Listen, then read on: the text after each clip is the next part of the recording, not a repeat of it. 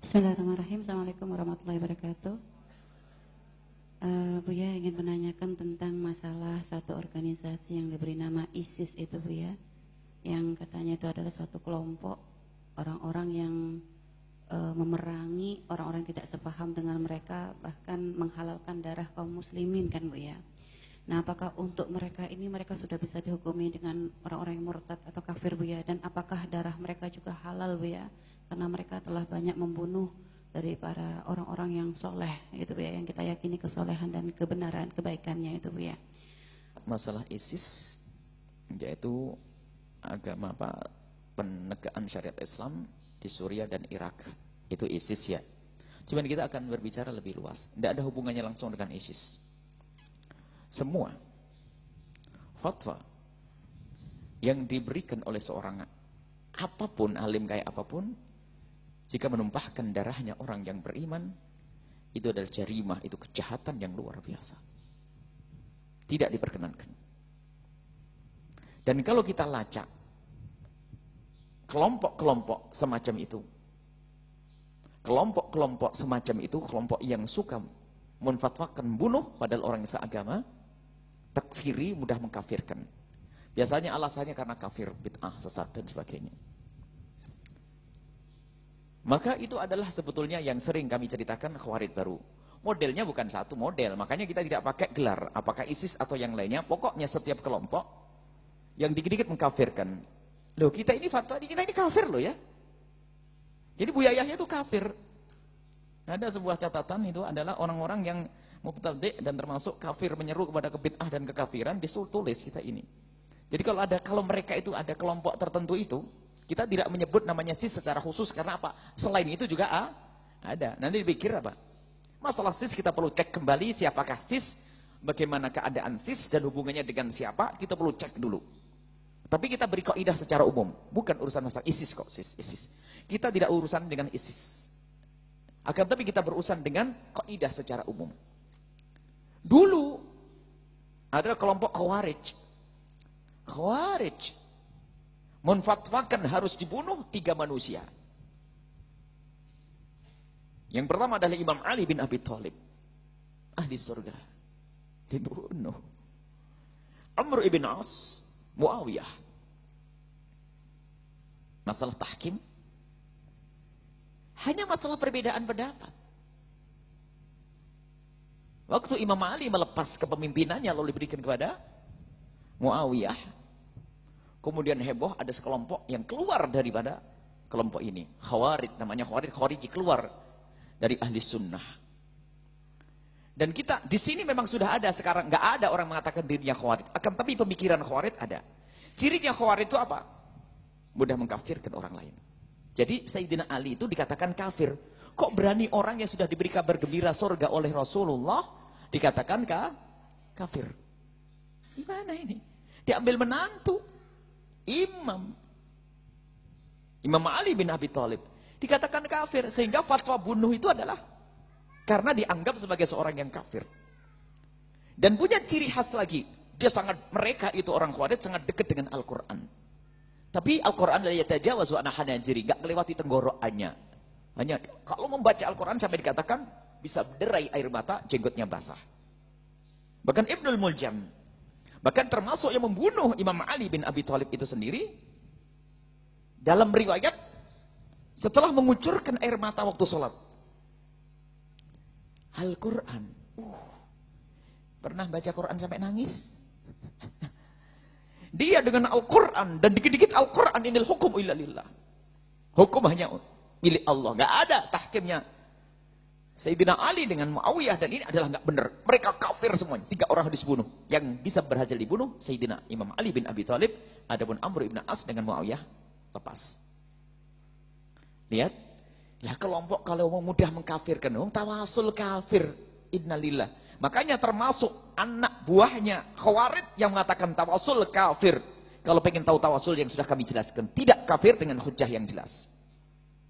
Mungkin pengajian terakhir di Sabtu di Umul Barohin, setelah pungkasan, apa itu tawasul dibagi 2. Dan bagaimana ulama terdahulu menanggapi tawasul. Dan memang juga ada kesalahan dari kaum muslimin yang melakukan tawasul, mendefinisikan tawasul salah. Sehingga dari definisi yang salah inilah akhirnya seseorang dihukumi menjadi kafir. Nah, kita tawasul sangat jelas. Bisa diambil nanti, segera diangkat di media yang lebih luas masalah definisi tawasul kemarin itu. Nah ini jadi mudah mengkafirkan, dikit-dikit kafir. Bid'ah, kalau bid'ah sih masih lumayan, nggak sampai membunuh kan. Tapi itu ada sebagian yang difatwakan harus dibunuh, ini ada. Masyarakat saat ini mudah membunuh karena alasannya dia sudah kafir. Allah, dikit-dikit kafir, dikit-dikit kafir. Dan darahnya seorang yang beriman itu adalah haram.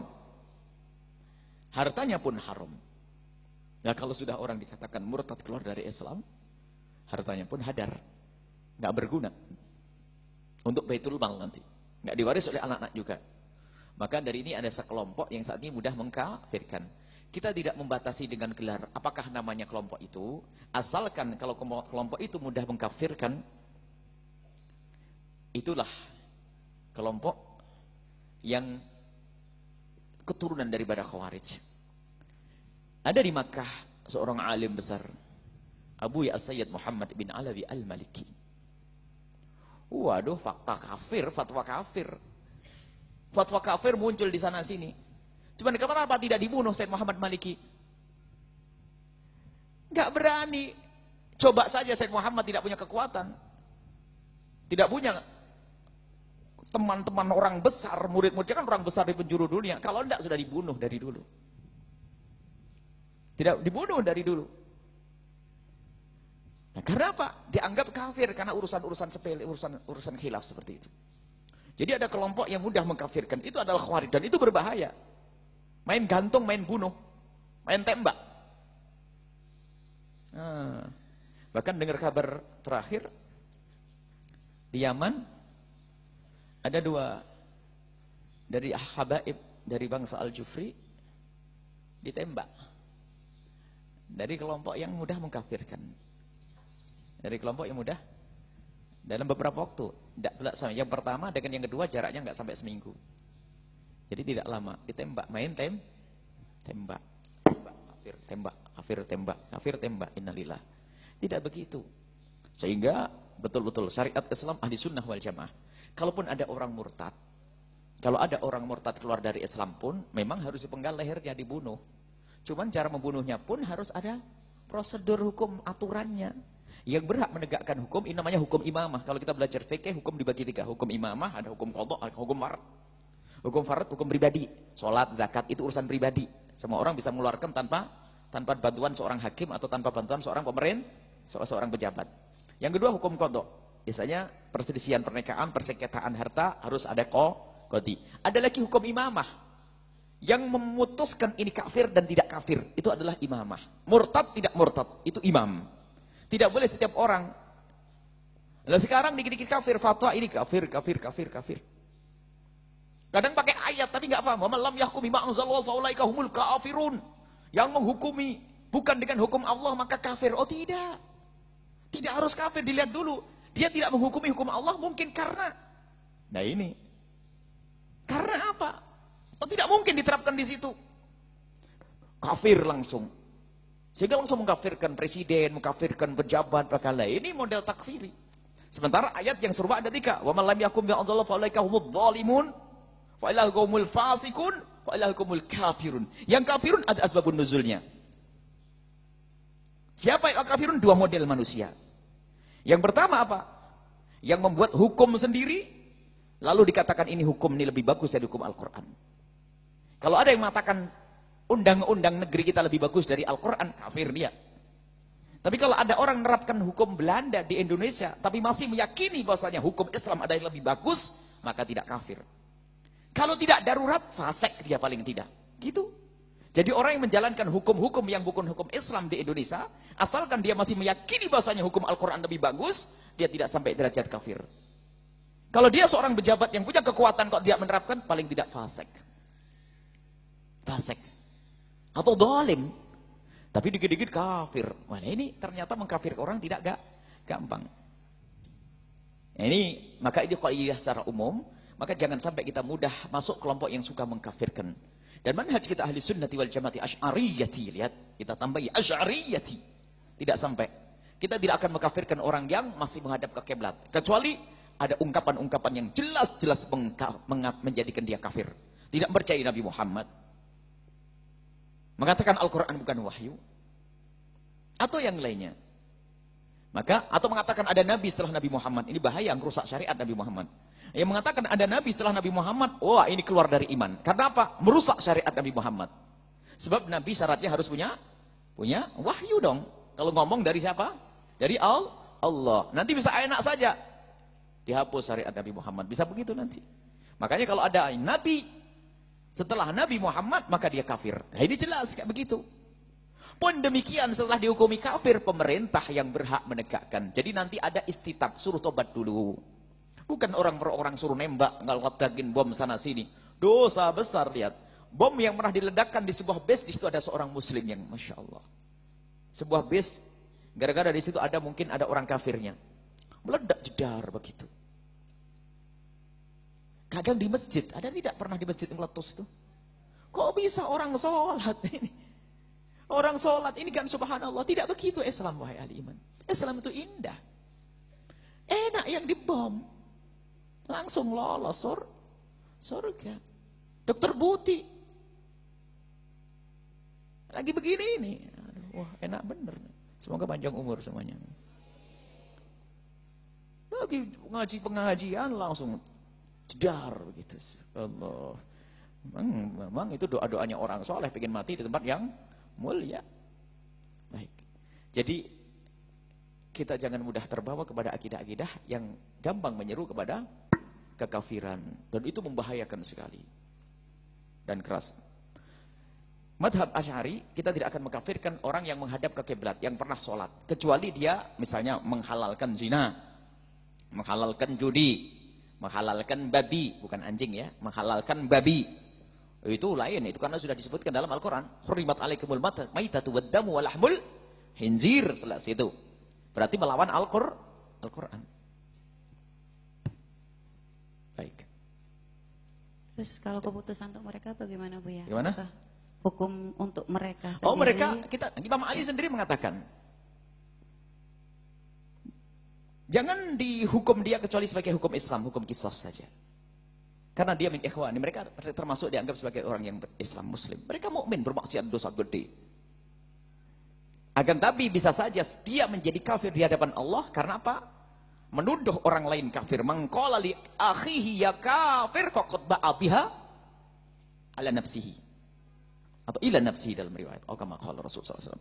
Yang mengatakan kepada saudara, "Hei kafir," padahal orang itu bukan kafir, maka dia telah mengkafirkan dirinya sendiri. Kenapa? Orang beriman kok dikatakan kafir. Berarti sebetulnya yang kafir adalah dia. Tidak mengakui orang beriman. Lah hukumannya di hadapan Allah nanti. Maka nggak gampang. Cuman kita juga jangan berlebihan. Sudah jelas melanggar syariat dianggap Islam. Yaitu ada nabi baru. Itu dianggap masih Islam. Nggak apa-apa. Itu juga masih saudara kita kaum muslimin. Nah ini menjadi bermasalah.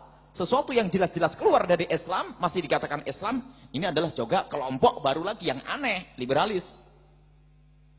Jadi nggak bisa tegas sih, tegas. Cuman kita bukan berarti harus main bunuh. Kalau ada orang murtad hari ini pun harus ada prosedur hukum, istitab dulu, suruh tobat. Mungkin dia ikut-ikutan, apalagi orang awam. Orang awam kadang ikutan, dikembalikan dengan cara yang baik. Jadi indah akidah kita ahli sunnati wal jamaati asy'ariyati ya, asy'ariyah ya. Kalau ahli sunnah wal jamaah yang lainnya ini yang palsu, mungkin ada banyak dengan kerasan. Ahli sunnah wal jamaah asy'ariyah. Tapi Asy'ariyah yang benar, ada ketegasan juga satu sisi. Bukan Asy'ariyah palsu juga. Katanya si Asy'ari. Tapi dianggap akidah kafir pun, masih keluar dari Islam pun dianggap sebagai muslim. Itu juga tidak benar. Maka kita berada di dua kutub ekstrimnya. Dalam Islam itu. Kutub ekstrim.